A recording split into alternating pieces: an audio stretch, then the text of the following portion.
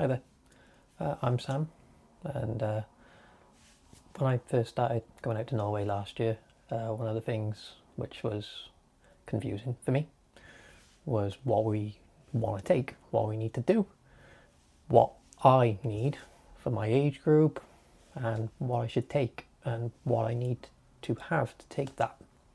So this video is going to be just a little video showing you what I take to Norway for fishing on the boats. You can watch Sport Quest's videos on this if you want to see somebody that's more experienced and professional doing it. But at 30 years old, there were things that I needed which somebody in their 50s wouldn't have needed, which included a boat license and an ICC. And they were things that I didn't really know about until quite close to the time. And then you get bombarded with lures and things on what to take and what not to take and so on and so forth. So before I start this video, the place we fished last year was Torsvag, and the areas we were fishing were quite rough ground, and we were fishing really low down. We were basically fishing right on the ocean floor. We weren't fishing for migrating cod like the scree cod. We were fishing for fish that were right in amongst the rough ground, so we were losing gear. So that being said, we took extra gear just in case, which made things a little more complicated. Most of the fishing we did was with bigger shads and bigger sand eel lures. Very simple, very easy lures. You know, this is a Savage Gear one. As you can see there, that's rigged up for stinger. You know, almost all of them I use now all have stingers, and the reason for that is most of the fish we caught last year were picked up on stingers. There was a big notice in how many fish were landed using stingers in comparison to not saying you can't catch them with just a normal hook, but a lot of the fish were just grabbing the paddle tails, and having the stinger did catch you the extra fish. I went from 1 out of 6 to 2 or 3 out of 6 from going over to stingers, and I mean the colours were another thing. Personally, I did quite well on the darker, more natural colours, but some of the better fish were caught using bright colours and different things, and I mean there is no limit really to what your imagination can do. One of the bigger problems we had was the tide. The tide was moving quite fast through on some of these marks, and we're fishing vertical. One of the big problems we had was actually keeping the lures down in a sort of more vertical range. So what was happening was we're drifting along and the lure's not enough to keep it, so eventually the lure ends up like this, and you're no longer, the lure's either coming up or you're releasing line and the lure's at an angle and you're losing as much contact with it. So me and my friend started making our own versions with, as you can see there, much bigger hooks, stronger hooks, and the heads are a bit heavier too. We started basically just made our own versions. They're a bit longer, a bit bigger, and yeah, that's what we're going to be using this year, because we found that these were just a little too light on the heavier times of tide, which wasn't all day obviously, but it was a problem at times. So yeah, but these 275 gram Savage Gear sand eels, perfect. Absolutely nothing wrong with those. You know, you can pick them up like this. Lovely. They come with an extra body, and you do need the bodies because the bodies are a big problem. Really, as long as you're fishing well and effective, you're not really going to lose any gear if you're fishing the right ground or you're not too close to the snags. We were sort of wreck fishing almost, so we were losing gear. But yeah, because they come with a spare body, that's going to be fine. Take some glue out with you. You can glue the bodies back together as well, which is another good tip, is you can glue the bodies. Moving along, we have other kinds of lures. These are Savage Gear cut baits. This green one was fantastic. It was probably one of the only lures I lost, and I went to the shop and actually bought another one of these because we were catching so many cod on it the one day. Good sized cod as well, 15 to 20 pound cod. So I kind of just sort of decided that even though I had other ones in other colours, like this one, this colour was particularly the best for the one day. And the thing is with going out there, the shops are in remote areas. If they do supply gear, they can charge roughly whatever they want. Torsvag's pretty good, they're not overcharging you at all. but they could if they wanted to. You're out there, you need something, they got it. It's in the middle of nowhere, you've got no other option. If they wanted to, they could really stuff you over on money if they really, really wanted to. One of the big things that I didn't take last year was paddle tails. As you can see here, here's a really big one in comparison to that. I think the paddle tails are really good because you don't need to put as much action into them. You can keep this lure kind of in a kill zone without it doing this as much. And you're getting all this paddle tail action here from the movements. But with the curly tails, you don't have to impart as much action to get a lot of attraction out of the arse end of it. And as you can see there, that's rigged up with a stinger. Very simply, you know, it's coming right through. I really like stingers. After last year, my experience was stingers were a great way of doing it.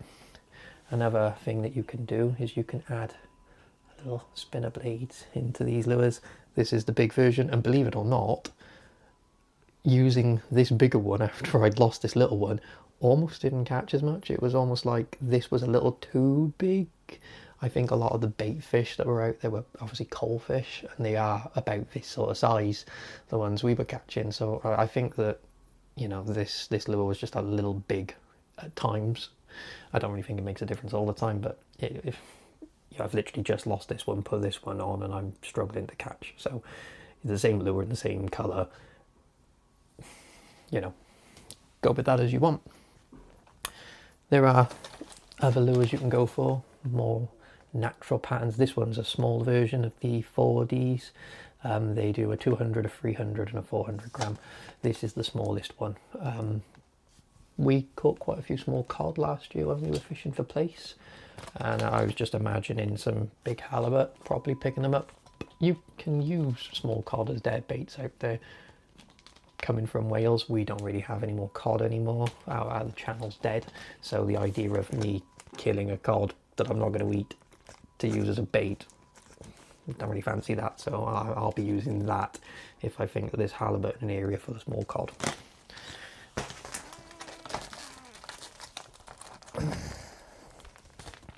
Yep, big and bright, big red head, red tail. If you get a UV torch on this, it's glow in the dark. Deep water, we're going to be fishing some deep water for the ling this year. We're going to try and catch some ling. It's a bit late in the season for the ling out there, but they do catch some really big ling, 60, 70 pound ling.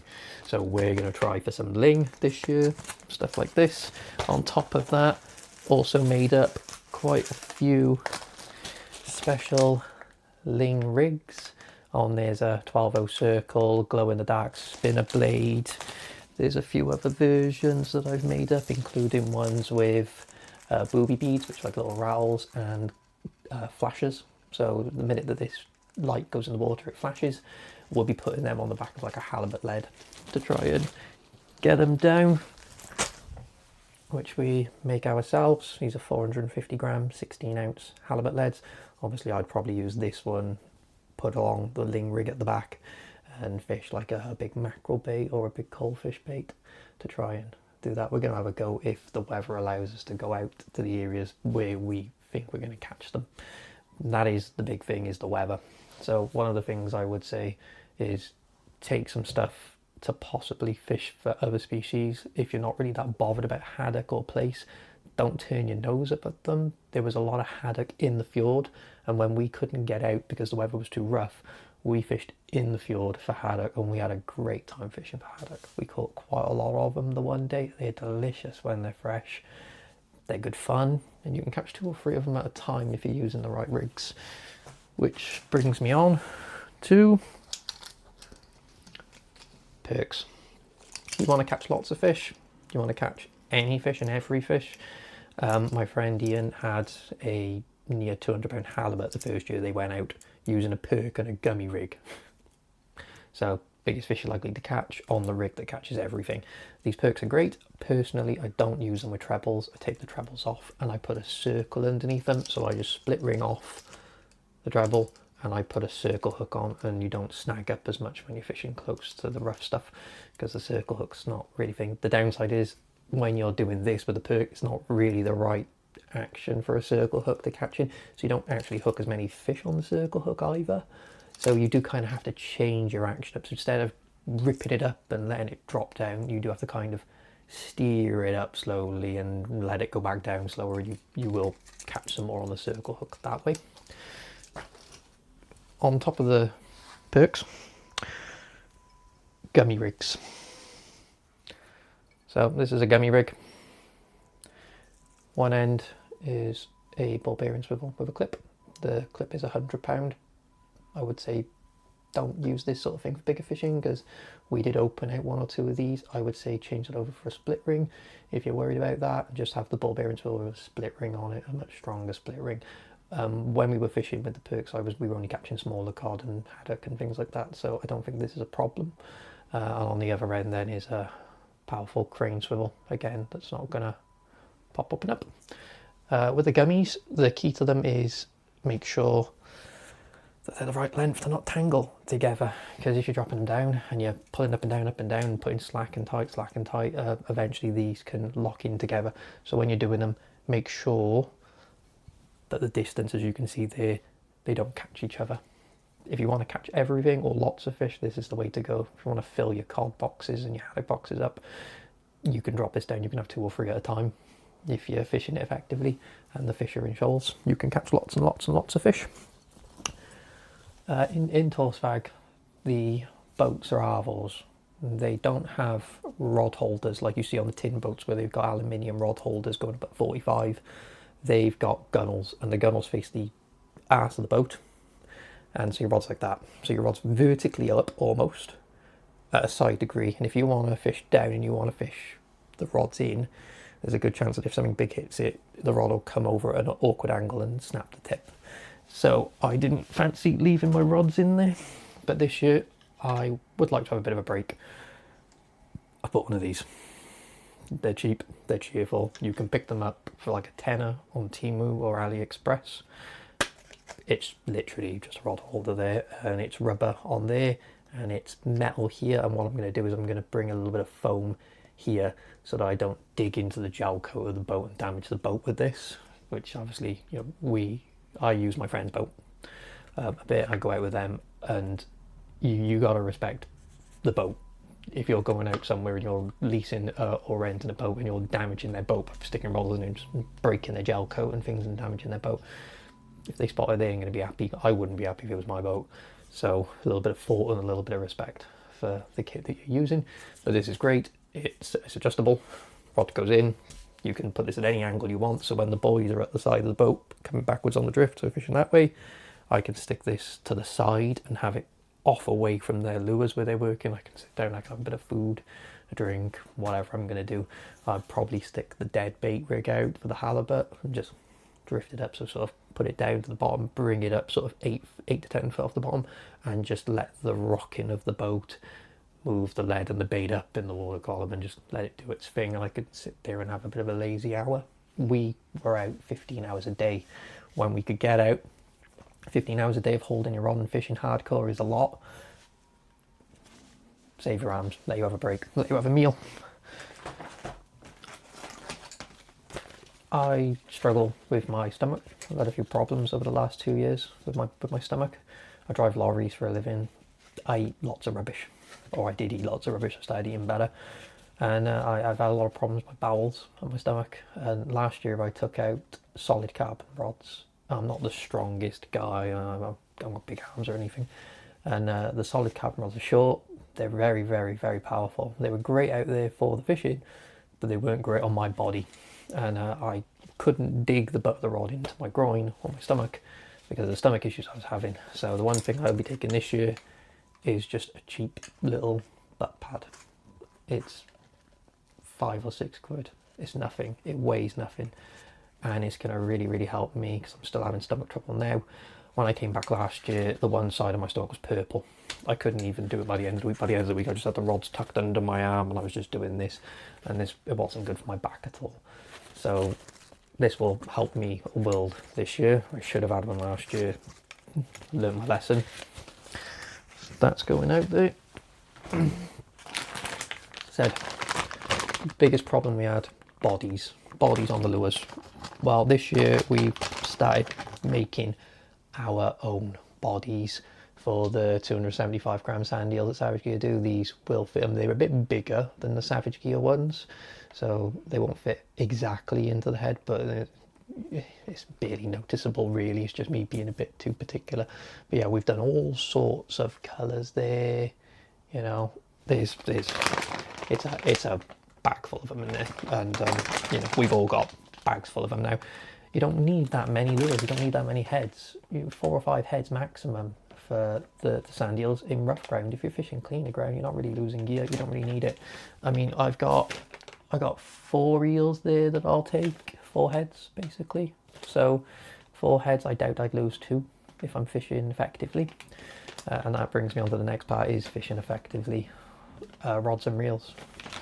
You don't need to take super expensive gear. You don't need to buy super expensive gear that's only for Norway. You can take normal stuff. You could easily take a pound fathom with a star drag out there. You can easily take a Shakespeare salt rod. You don't need to have 300-400 quid rods, accurate boss reels or any of that sort of stuff. You can really take what you want as long as it's reliable, you know, functional, and can handle the fish you're fishing for. There ain't no point going out there with a 30 quid multiplier from Temu and some cheap rod. The rings are broken before you even taking out the rod tube. You should take something that you trust to take out there. Everything I have here is stuff that I can use in my normal fishing in the Bristol Channel. This is a Poseidon 2-speed. It's a left hand. I like left. I'm a bit weird. And the rod is a Penn Carnage 1. It's a Hallibuster version, this one. It's a softer tip, heavier butt rod, but I could still use this in the Bristol Channel. There is absolutely no point in you buying stuff that you can't use in your normal fishing, unless the only fishing you're doing is Norway and you're going out there 2 or 3 times a year, in my opinion. Take gear that you can use here. You don't need to have crazy stuff. But if you want to only fish Norway and you're doing it all the time and money's no object to you, by all means do you. Personally, I wouldn't buy anything that I can only use for one kind of fishing. When I'm not doing enough of my own fishing anyway, I want something that does everything rather than one thing. This is a 30 pound version. I do take out as well a heavier rod. This is the rod I'd use for taupe in the UK, maybe blue sharks and whatever else. But yeah, this is a Penn Carnage 2. It's a normal one, not a Hallibuster one, and it's a 50. And then on that is a Poseidon Ocean Force 500 wide. So these reels are not available in the UK at the minute, but I do bring them in myself directly from the company in Thailand. Yeah, they're lovely bits of kit, powerful, 40 kilo drag pressure max. You're never going to put that on yourself. You know, the braid is a big thing. It's a bit of an argument. So last year we went out with 80 pound whiplash, Berkeley whiplash 8 strand. It's the thinnest braid for its class, so there's less water drag on the lure. So when the tide's pushing through, there's less of a bow from where the water's pushing at the braid. The downside is it's one colour, and I was struggling to work out how close I was to the bottom without just dropping it to the bottom and feeling it hit the bottom. I found that I was not as accurate as I wanted to be.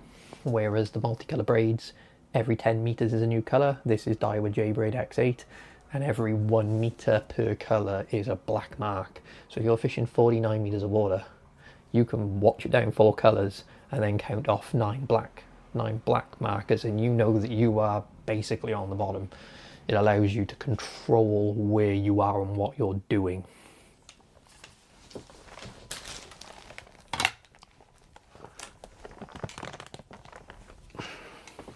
Something for a bit of fun, because we had such fun with the haddock and all the other bits and bobs. This year I'm going to be taking out a slow jig rod and some slow jigs, and I'm going to be doing a little bit of slow jigging. On there is some 30 pound, again, multicoloured braids, so you can control it, with a 40 pound fluorocarbon leader. This is a Poseidon Next Series Calypso, so it's a level wind star drag reel, and on that is a Shimano Grappler 25 slow jigging rod, 260 gram slow jigging rod. This is going to be the fun rod for us all. It's not going to be just mine, it's going to be for all three of the other boys who are on the boat as well. Can just pick this up and use it. stick a 200-gram jig on there, catch some nice coalfish and things, and you know, you can do anything with this. Another thing you can do with it is you can fish for the place. You've got a rod that's a lot softer now for fishing for the place, because a 30 and a 50-pound rod's a waste of time. You can take a spinning rod with you, but I would much rather take this out there and I can have some good fun on this, you know. And it's so light as well. If you want an easier day, this is fantastic bit of kit. Again, reels not really available in the UK.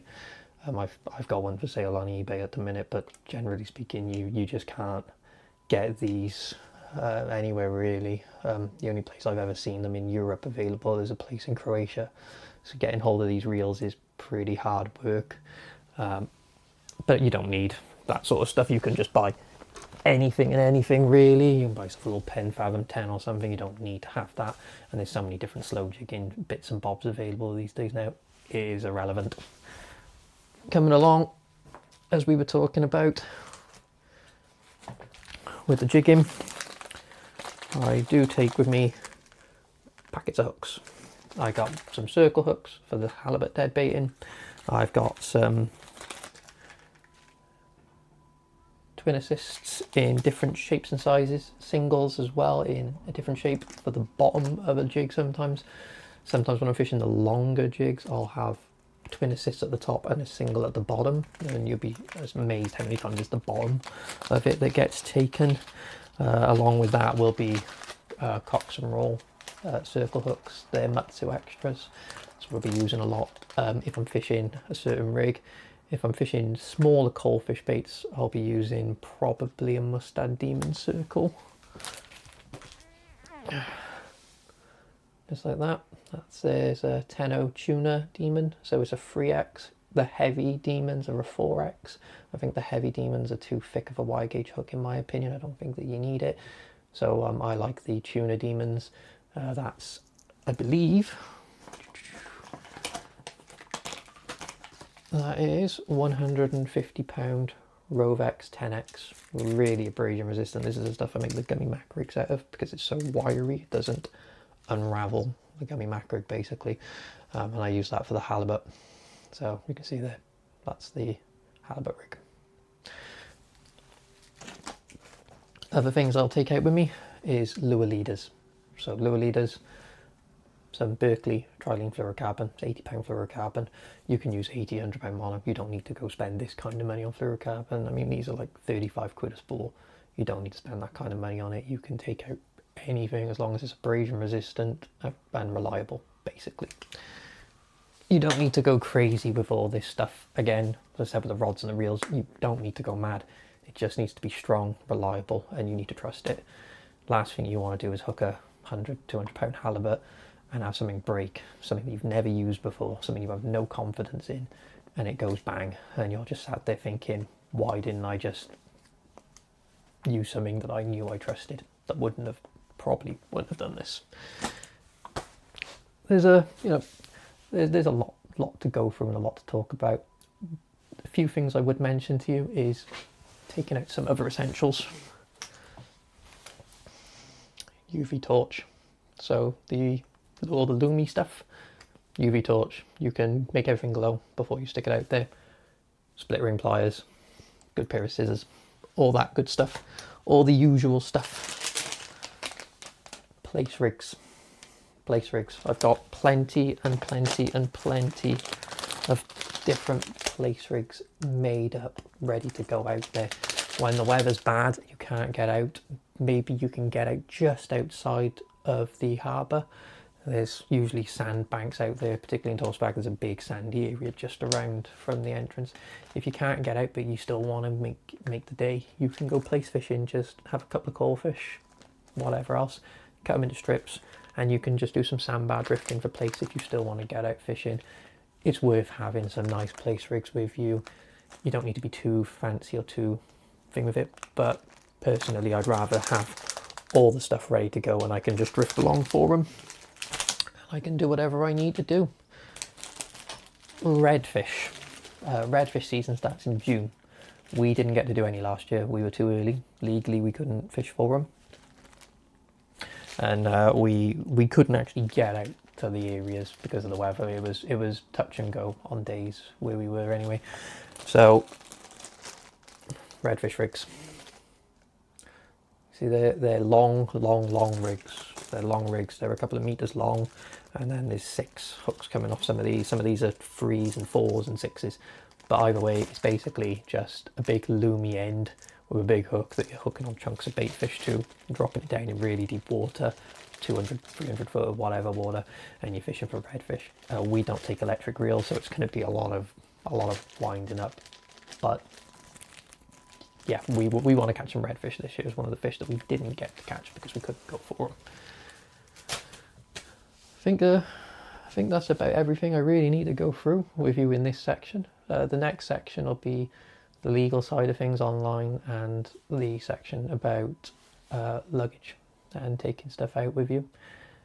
I hope I haven't confused you too much or overloaded you. Just showing you all the options. Just so we're clear, I will not be taking. So, inside that last section, everything that's not a lure inside its original packaging will fit in here. Not very big. Nice and short for my suitcase. Nice and easy. All my tackle, all my bits and bobs will go in there. In terms of rig bits, I've got this box, and in it is everything that I need, from hooks, swivels, tools, you name it, it's all in there. Bit of everything. Don't need anything crazy. You don't need to take packet upon packet upon packet of things. Some spools of quality line, all your hooks and bits and bobs that you need in one decent quality tub that's watertight, silicone seal around there, so make sure that if it does go bounce around in the boat, that not all your lovely expensive bits will get covered in salt water.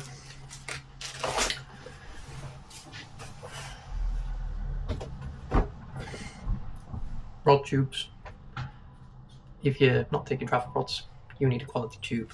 This one's a Cedro one. It's not very big. You can't really fit too many rods in terms of diameter. It is not the widest tube.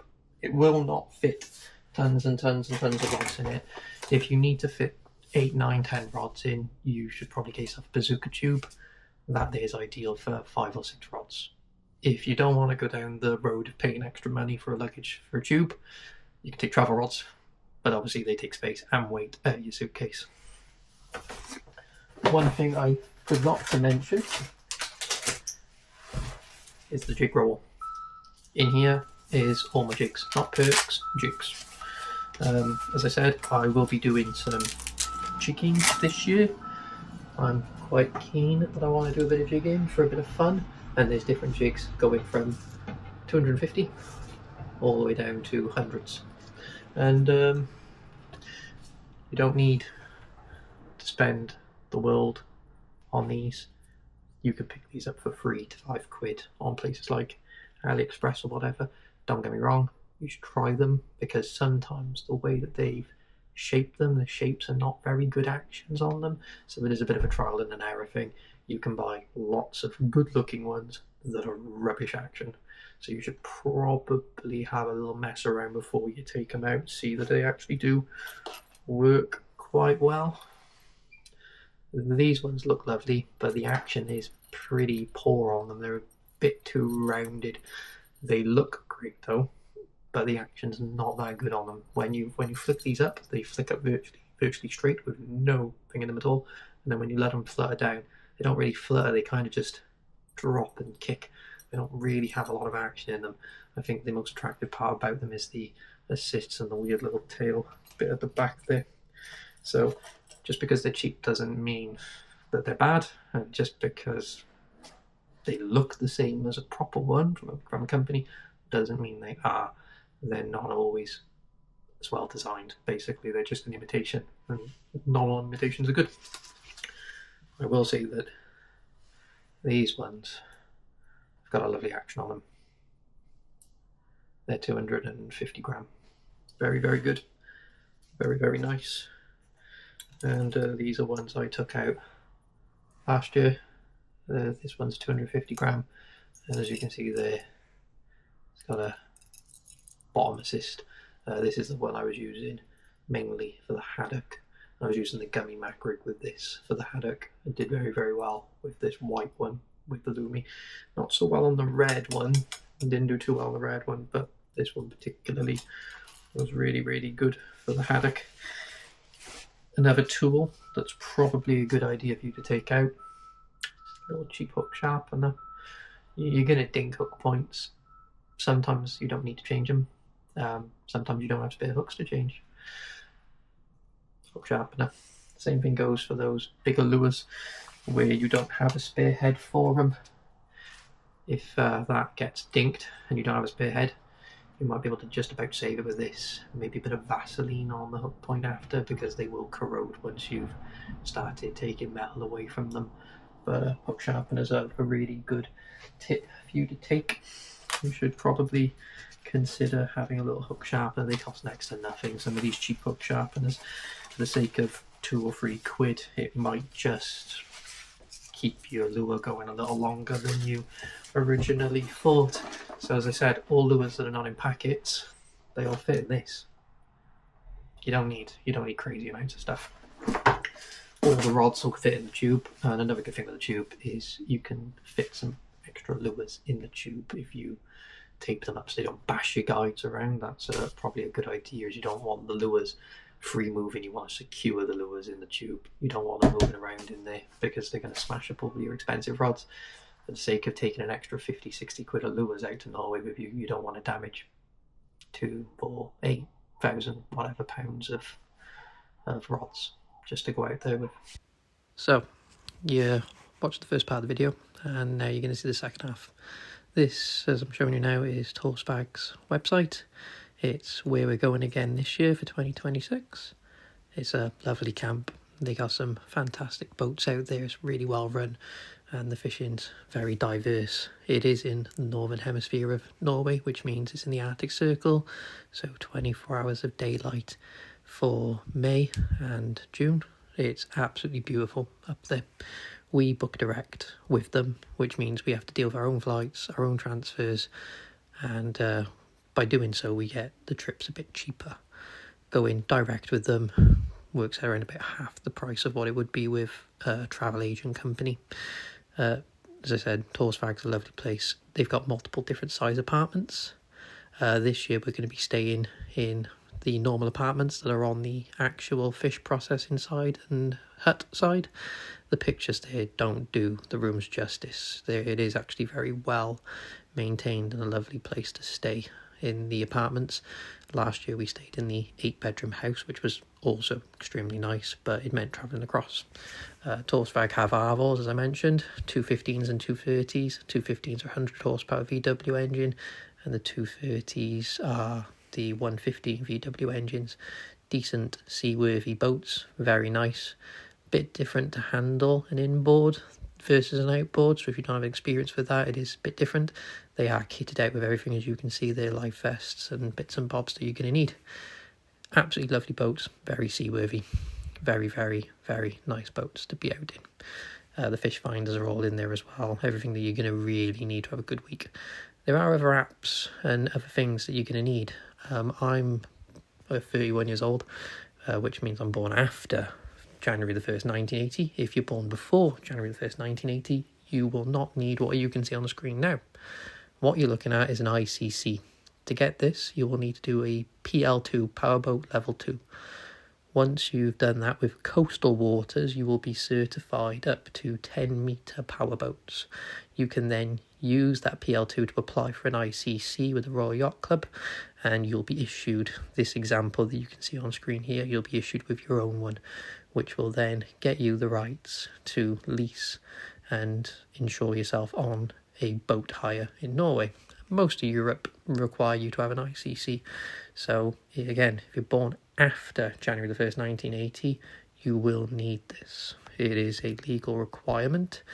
Whether camps check or not is up to them, but as far as I'm concerned, if you're going to be taking people out on the ocean, it's probably best to make sure that you're legal to be doing so, because you're liable for any problems or accidents to happen with them.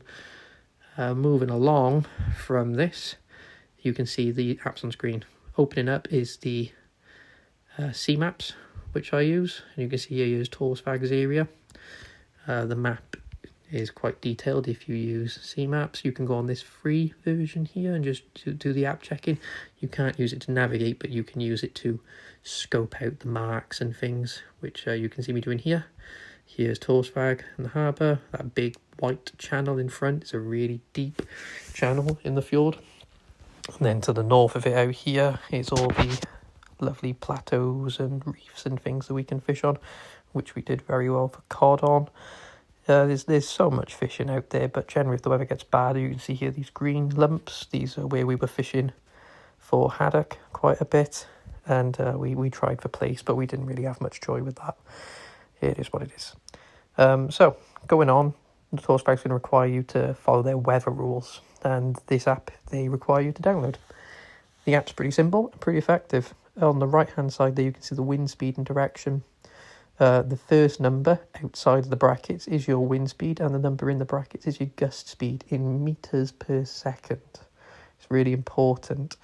Anything over 10 meters per second wind was basically no going out as far as they were concerned. And as you can see here, you can really work out your day. Although the days change every single day, and when you check it in the night it might look bad, in the morning it might look better. You can pick and choose your times of day and really home in on the weather windows. As you can see here, it's calming down from the morning into the middle of the day. We would, pick the best parts of the day. As you can see, the other parts of the day are a write-off, essentially. If you go on it as a graph map, you'll be able to see it a bit more clearly. Obviously, you're going to want this lovely dip in the purple line. That's where you're going to be aiming for. The next app is this app here. It is basically a SOS app with 3 functions. They require you to have this. If you do get into trouble, you just press the lovely red one in the middle. Although Torsvag did say to us it's best for us to call them, probably because they can get somebody out in another boat quicker to you than the rescue people can, because they might be stationed miles and miles and miles away. It might take them longer to get to you than just ringing Torsvag.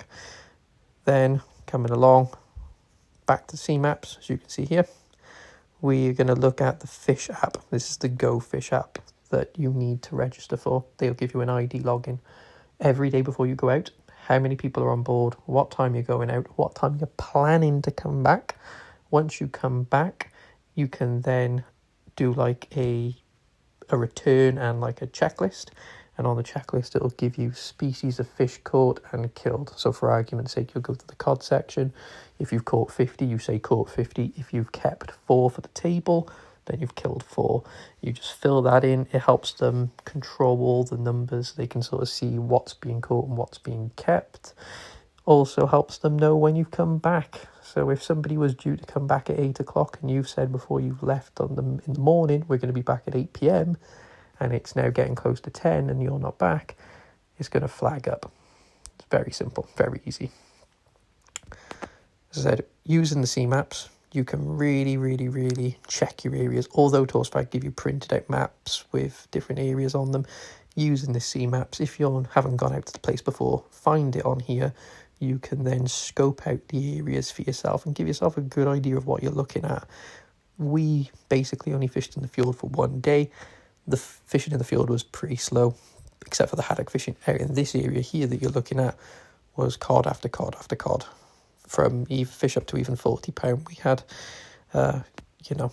We're looking at doing other species this year. I would like to try maybe for a skate, ling, redfish, hake maybe if we're really lucky, but I'm not going to count on that one. So next part is luggage. We take extra luggage with us. It costs around 50 something pounds with SAS to take the extra luggage out. I take mine as a cool box. In that cool box I put most of my food for the week, so I don't have to spend so much money out there. I can also put extra lures and bits and bobs in there. When we're coming back, that luggage then turns into my cool box to bring fish back. You can bring back 15 kilos of fish, whether that's whole or filleted. Obviously, you're going to want to fillet it, so you can bring back as much meat as possible. It is definitely worth you bringing a cool box and bringing some fish back and filling your freezer up and really making the most of your trip. Make the most out of the money, fill your freezer up and have some good food. And that's it from me.